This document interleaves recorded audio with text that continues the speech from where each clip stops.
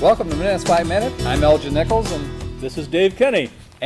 what are we going to discuss today? We're going to discuss what your commissioners and your councils are doing in terms of decisions that affect you. And we may have some You? Okay, go ahead. you too. Anyway, let's get on to the first meeting, shall we? All right. What shall that be? Well, you have a choice. I see item 1 and item 2 there. Village of Boxford, Addison Township. Which will it be? Boy, I got you right where I want you, don't I? Okay, it's going to be Addison Township, the first meeting that we're going to talk about, and it was in May 20th. Supervisor, of course, is Bruce Pearson, who, by the way, does a great job, I think, of carrying on a meeting. Sure does. He went through everything, item by item, quickly, and asked for the response, which he was hoping They to have get. to. It's called an agenda. Is that what I thought? It was just luck. But first thing they talked about is fireworks. They're going to have fireworks in Addison Oh, great. Township, and it's going to be July 5th. And you're going to ask where? Well, you told me where. It's the North Oakland Elks. I thought it was off of Army Road, but I could be wrong. Okay, you know what? There'll be information following this up, I guarantee you. So watch for it. I understand they have pretty good fireworks, too. Yes, they do. Wonderful. They had a couple of special assessments also that was approved. One was for High Ridge Lane for snow removal. Okay. And yes, they'll remove the truck in the spring also. But until then, they will remove the snow. And I guess I should have let you go there. I understand that the assessment's going to be roughly $450. So Is that per house? I believe that's per property. Whoa, that's a lot of snow. It is a lot of snow. Apparently, they have a lot of snow there. They are up north from us Yeah. Like, how many couple of miles? by a couple. And then, of course, Dawn Court is another one. They placed an assessment on that as well at the rate of about $200. I think the same type of thing involved. They approved a 2013-2015 Marine Patrol contract. Now, you're probably wondering why the DNR doesn't patrol the lakes. Why doesn't the DNR patrol the lakes? Because they have no money. The DNR doesn't? DNR has no money in order to police the lakes. So, it's up to the township to pay for the contract, and the contract is going to cost them $3,719 for the year. Oh, but if the DNR had the money, they would have done it. Would they? That's a good question. They may have appropriated it for some other reason, but I suspect they probably would have. Okay. They also talked about employee health care program. They've got a new one that they've instituted, and it has to deal with McLaren services. And a lot of employees, I guess, were concerned because they were switching, to this particular medical program. Why would they do that? Less money. But not a whole lot less. But when you consider the rates are increasing on all other insurance companies, they did a pretty good bid process here in order to come up with this particular program. Yeah, with the new healthcare system coming in, there's going to be an awful lot of changes made to people's benefits and what have you. Your wife is involved in Yeah, health she's a program. benefits manager for the firm she works for, yeah. I wonder why they never called her. She's pretty smart, I know, on that kind of stuff. And I'll tell you what, there's so much information that they have to glean and compare contracts and agreements and so forth, and what the benefits are. It's a very complex field. Yeah. Call it. Okay, well, we'll leave that to your wife. Thank God. Okay. Also, Addison Township Board had the fire chief speak before them. And the fire chief is kind of interesting because he's one who really chases after grants for Addison Township. His objective is to get $1 million in grants. And I take it he's there because someone bit. Yeah. And Rose to the bait. Yes, and here's the deal. Right now, year to date, he's been able to generate $312,000 in grants. That's unbelievable. And you're wondering where that money's going? To a fire sale. No. Oh, no. For equipment to go to the fire sale I see. is part of it. And Well, a piece of fire equipment is extremely expensive. it is. Why is that? It has to save lives, number one. Well- It has to work all the time. It has to be tested to save lives. Who do they test it on? That's a good question. Don't look at me. Okay, but anyway, the first process that they had was a wireless telecom system that they're looking for, and their price on that was $6,549 or $6,599. Did I get that out right? I think so. Uh, Go ahead. Round it We've up. confused the people out there already. So anyway, there's quite a sizable amount, but what's nice is that someone donated for this particular unit $5,000. So that brought it down to, I guess the actual amount, something like $711 that the It's really nice when Township has when to a pay. citizen comes forward like that and really helps out the township or the Yep. municipality. And it includes 2 computers. They're,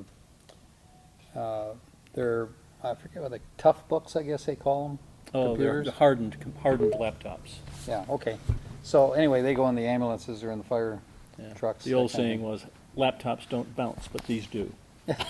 They probably do. I can imagine. Well, it didn't include the printers originally, so with the printers, it would have been $6,874. So, Yeah.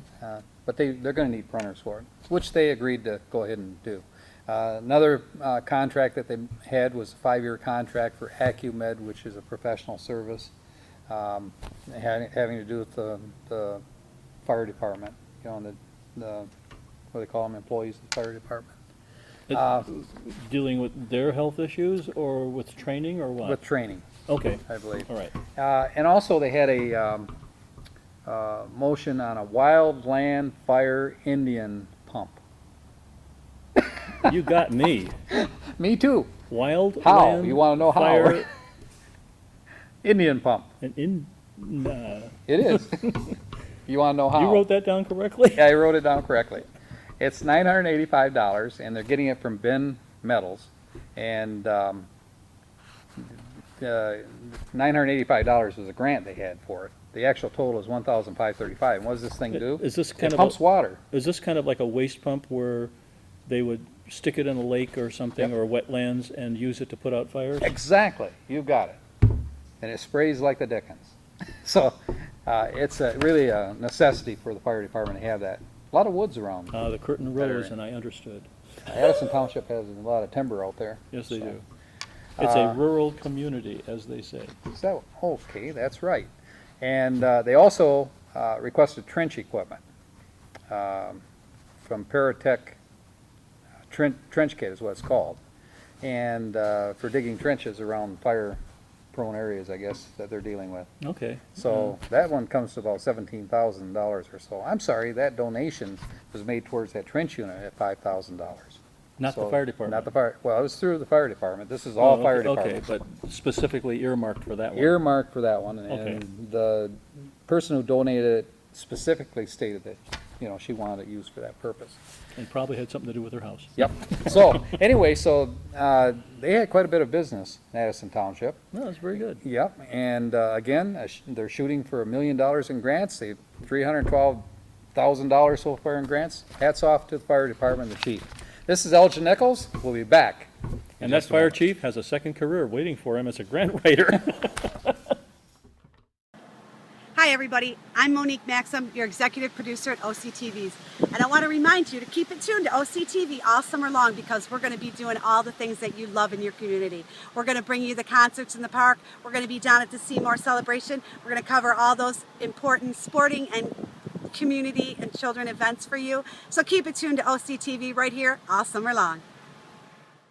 Welcome back. This is Minutes by Minute, and I'm Elgin Nichols. And this is Dave Kenny. And the next council or village meeting that we're going to talk about is the village council at Boxford. Which meets twice a month. Twice a month, yes. This meeting was on May 27th, which would conclude this month. Interesting things came up in this meeting, as they usually do. Yeah, I think you were there to shoot, weren't you? Yes, I was. And one of the first things that came out of the gate was a letter from John Duvall. Oh, and tell me more. What did John have to say? Well, By the way, if I might interrupt. you certainly may. And keep going. John Duvall is a commissioner on the planning commission. Yes, he is. And he's served on other boards too. So he's very knowledgeable about the kind of things that are going on within the village and has in the past years. Right, and his letter dealt with the budget considerations for the Downtown Development Authority. And to some extent, he gave a history of prior actions by various councils and what have you. And one of the interesting facts was that at one time, the DDA, which is now in financial trouble, had a contingency fund of almost $300,000. Now I didn't catch the whole gist of what he was saying, but it seemed that that was taken away from the DDA, and property was bought at the time, 3 or 4 pieces of property, which now unfortunately are worth less than what they paid for it. And that's been on the market for some time. Yeah. They've been trying to sell that property. As you well know, the DDA is having financial difficulties, and this is what John was trying to address. And for people that want to see the whole meeting, you can go to occtv.org and click on PEG Central, and you'll be able to view the meeting. Right, and in reference to prior councils, I mean, a lot of the members that are currently on the council, weren't on those councils, and you should avoid finger pointing, and as Tony L. Bensi said, the problem they have is the problem they have right now, and they have to make good decisions about it. Absolutely, and Tony's right on the mark. He wasn't satisfied, though, during the financial part of the meeting. I want to say, first of all, the first financial part is to approve the budget for year 13-14, and everything was approved for the DPW and so forth. All the other accounts were approved in terms of their budget. The only exception was, The DDA, okay, why? they're in the hole. They have no money. That's why. Okay, so, And and they had some rather unpleasant decisions to make. yes, I think there's a great deal of anguish involved. You can see it, in the various council members, and also the public, spoke, wanting to keep things the way they are. But unfortunately, when you have no money, you can't do that. So one of the things that really came out in focus here was that Tony, the chairman, wanted to eliminate all the administrative funding, which means the DDA director and everything associated with it. Right, the running of the office, the phones, the copier, the whole 9 yards that's Right. involved with running that office. And what the reason for him to do that, though, is that the actual DDA board cut all the expenses in terms of promotions and so forth that were going to go on. So in essence, the DDA director would have very little to do. So why would you want to continue that position? Unfortunately, the writing is on the wall. Right. But, Was a final decision made? no, it wasn't. There were actually 3 descending council members. Dissenting, Yeah, dissenting council members. not descending. Oh, did I say descending? Well, they're descending. No, they're not. They're descending to the point where they're going to have to work on this one and figure it out. Right. Because Maureen Helmuth, who said there must be a way that we could save the director's job here. And after going through all the numbers for a couple of months working on it, I couldn't see any way that could happen. Tony couldn't see it either. Unfortunately, when you get the emotional side of it involved, without looking at the facts, One of the immediate impacts that people will see, perhaps, is the fact that the DDA sponsored the concerts in the park. And I think it's been agreed to finance the concerts that are to occur in June, that's correct. but the ones that were scheduled afterwards are... They're kind of in limbo right now, Yeah. but that's due to the fact that we're hoping that at this point, once a decision is made on the budget financially, that the reorganizational process will take effect. And to the credit of the board, existing board that they have, the DDA, they've already started to look at that, and they went through systematically and did do a lot of cuts. You got to hand it to them, that's what needed to be done.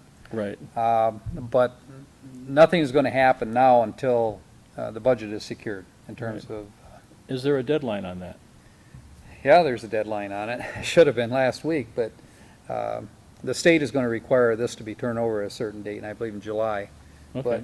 But, That's a grace period? yeah, well, then you need to file some other type of paperwork if it's, if a budget isn't provided, Okay. which would essentially close down the DDA completely. And if that were to happen, we would lose some benefits, from the state and other resources. But there were other subjects at that meeting. There were other subjects. Tell me more. Well, The parade route. Well, there was the parade route, and What parade? well, it's the Celebrate Oxford / Lone Ranger Parade. Hi-ho Silver. Hi-ho Silver Kimosabe. But What? I'm not allowed to say that. That's a copyrighted thing, I think. How? But anyhow, don't do that to me. Okay. But in any event, due to the fact that not as many participants, that is to say, people who are signing up to be in the parade, have signed up as would be desired, the parade, which originally was scheduled to go from the marketplace, I believe, to the fire station, that route has been shortened to now go from the fire station to Mechanic Street and up to Daniel Axford, I believe. Absolutely. You So- finally got one straight, didn't you? Thanks. Okay. One other thing I'd like to say here is that on the financial thing on the DDA, they've asked for a special meeting, board meeting of the council. Has that been scheduled? It has been scheduled for June 5th at 6:30 PM. Am I invited You could be invited, the public is invited. with a camera? With a camera, you There can you come go. any way you'd like. I don't believe it's off the, shouldn't be, off the plane for most people to view. But this is not one of the regular scheduled meetings? No. Okay. The three council people and myself are gonna look at it and see if there's a way that this can be salvaged, the budget. 3? Yeah, there's gonna be Dave, Bailey, Maureen, Sue Basardi, and myself, and I think Tony will be there if he doesn't have to work. Oh, okay, okay. So that's the reason why I said that. You caught that, didn't you? Yes, I did. But anyway, they're gonna have to make a decision at that point. And once they look at it, and I said they better bring somebody along by the name of Houdini as well. This is Elgin Nichols. We'll be back in just a moment. Hi everybody, I'm Monique Maxim, your executive producer at OCTVs. And I want to remind you to keep it tuned to OCTV all summer long because we're going to be doing all the things that you love in your community. We're going to bring you the concerts in the park. We're going to be down at the Seymour Celebration. We're going to cover all those important sporting and community and children events for you. So keep it tuned to OCTV right here all summer long. Welcome back to Minutes by Minute. I'm Elgin Nichols. And this is Dave Kenny. And we have been going through the various commissions and councils up to this point. We want to now talk about the Oxford Area Cable Communications Commission. Yes, You were there. Yes? I was there. I was there. And our station operates under the auspices of the Oxford Area Cable Communications Commission. So anything that goes on there, we have a deep interest in. I think probably one of the highlights of what came out of this thing is that two of the commissioners, Shar and Susan Basardi, kind of grilled the station manager Yes. quite rigorously. To the point that when he came back, he asked me to make him a metal suit for the next one. Or take that target off his back. I told him they'd probably chew through the back part anyway. But that being said, a couple of the issues that came up was the difference in hours in employees from experienced employees as opposed to non-experienced. Right, and I think Shar and Sue took issue with the fact that some of the employees that they perceived as having less experience were getting more hours than people with more experience.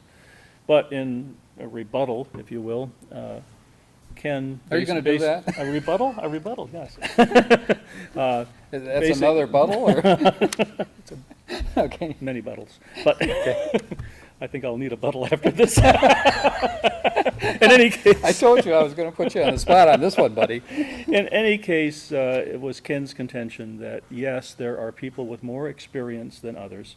However, there is another dimension and that is the existence of various skill sets. And one of the skill sets that Ken was emphasizing was that of an editor, which requires some technical knowledge. And some of our younger people are editors, and some of us old guys aren't. Yeah. Not So that we to- wouldn't so- like to be. But that went a long way to talk about his argument with Sue and Shar about the differences in ours. Well, he talked about MMJ too, which is mustard, mayonnaise, and jam, I think. No, it is not. What It's is a it then? multimedia journalism. Oh, what And- is it? And basically, a multimedia journalism is a single-person complete show. That is to say, the person assembles the equipment. One-man act? He organizes an interview or whatever he's going to do, goes out alone with a camera, does the interview, comes back, edits it, produces it, and puts it on the air. Should he do that in these It's all in dangerous one. times? All in On the one. street? Okay. And it's a different way than when we used to, because the old paradigm was you went out with a cameraman and you did the interview, and you came back in and gave it to an editor. Well, that involved a lot of people, and sometimes communication as to what you thought was going to happen in the final product didn't occur. Yeah. You But know, when in a one-person throughput thing, what you see is what you should have gotten. yeah. You know what? It really comes down to the fact as to who is managing and how they manage and what their True. direction they wish to take the studio. And the direction that we're going in right now is MMJ. Yep. And I think, you know, the Communications Commission has every right to question, you know, what's going on. True. And not as though there wasn't a shining star out there telling them, you know. Right. Right. And to Ken's credit, he invited any member of the commission to come in and see exactly what we do on a day-to-day basis, even to go out, I think, with one of the people who are exercising this MMJ skill set. After midnight, though. Well, I don't know about that. One of the questions that came up was about the quality of a couple of the shows that were True. on. What That- happened there? Well, in one case, it was a show, I believe it dealt with high school or middle school track. And it was a show that we had never done before. So it was a learning experience. And in a learning experience, mistakes are made. And the old saying is, you never learn anything from success. So some mistakes were made, and we learned from that and benefited from it by the next time that we went out and did a track meet. Well, I think the question that the commission had was, if it was bad, why was it put on the air? Good question. Gotcha. Pulled the chair right up from under me. You do believe in quality, right? I believe in quality, yes, but What happened? I don't know. That's It was- that's what Richard Nixon It was said. it was an executive decision that we put it on the air. It wasn't that bad, Okay. let's be honest. I didn't see it.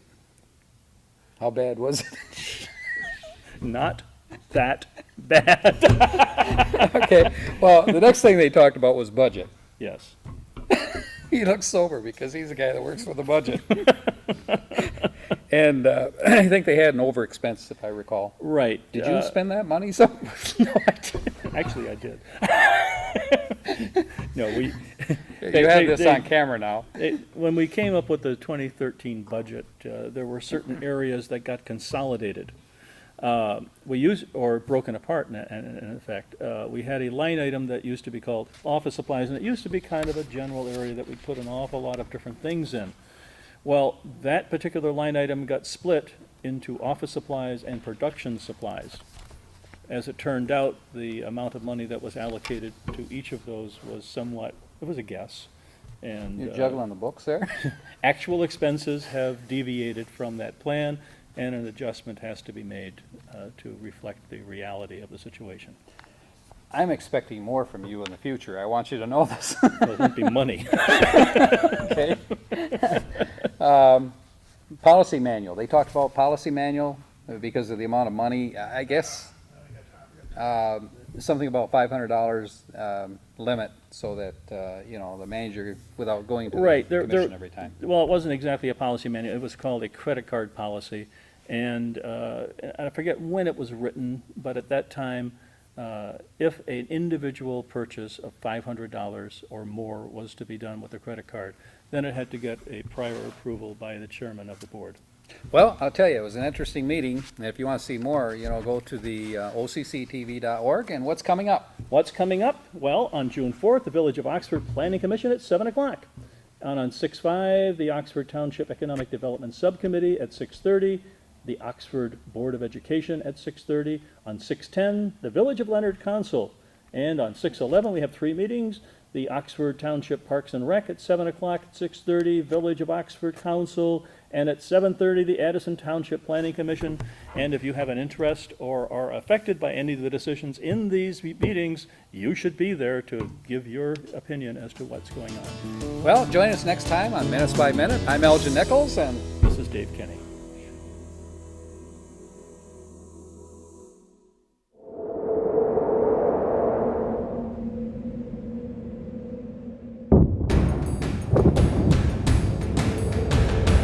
President Roosevelt signed the Bill of Rights. I've always appreciated the American Legion's My gratitude to the American Thank Legion. you all to the American Legion.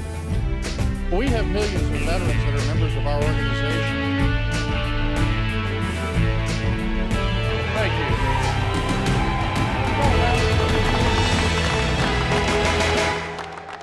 The American Legion. We serve America and its veterans. We pledge ourselves to our veterans, our youth, a strong national defense, and Americanism. These 4 pillars shape our work and what we do for America. There is power in our numbers. We're the largest organization of wartime veterans in the nation. We are 2.5 million members strong, men and women from every state in the nation and around the world. No other veterans organization wields this kind of power. We work relentlessly within our 4 pillars of service, and we succeed. The American Legion takes care of our fellow veterans and their families. We maintain close ties with Congress and the leaders in Washington, D.C. They respect us. They listen to us. We sponsor research and press for medical care and benefits for all veterans and active duty service members, whether they are members of the American Legion or not. President Roosevelt signs G.I. Joe's Bill of Rights. You've heard of the GI Bill of Rights, one of the most important pieces of social legislation of the 20th century. It was written and passed largely through the efforts of the American Legion. We were instrumental in the formation of what is now the Department of Veterans Affairs to make sure our veterans get the care and benefits they are promised and deserve. The young people of our nation are our future. They benefit from exceptional programs and generous scholarships that only the American Legion offers. We provide athletic programs like American Legion Junior Shooting Sports, Legion Baseball, and educational and civics programs like the Oratorical Scholarship Contest and Boys State and Boys Nation. As Supreme Court Justice Hugo Black stated, the quality of justice that Americans receive should not depend upon the amount of money they have. We promote citizenship and an appreciation of government. We have all been directly involved in our nation's defense as wartime veterans. We know what policies, tools, and manpower our military needs to protect this great country. We fight to get these things done. We're all very grateful to have the American Legion on point. We take our case all the way to the top in Washington, D.C. to ensure that America is prepared for any threat. We are patriots through and through. We believe in our flag and all that it stands for. Our Constitution, our Pledge of Allegiance, our way of life are all fundamental to maintaining our freedom and the standing that we have as the greatest country on earth. We promote and defend these values every day in communities across the nation. These pillars represent not just what we do, but who we are. We're here to serve our fellow veterans, their families, and all of America. We are here for them. We are here for you. The American Legion asks you to join us in our mission. If you share our vision and commitment to America, visit our website at legion.org or your nearest American Legion post today.